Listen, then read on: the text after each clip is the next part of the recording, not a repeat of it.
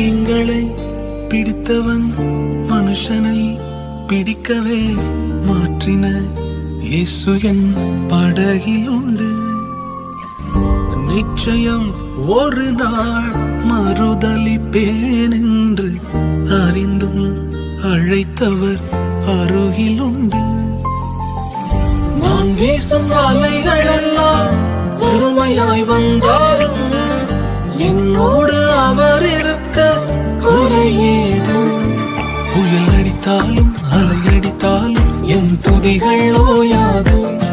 கரை தெரியாமல் கண்ணலைந்தாலும் என் துதிகள் ஓயாது.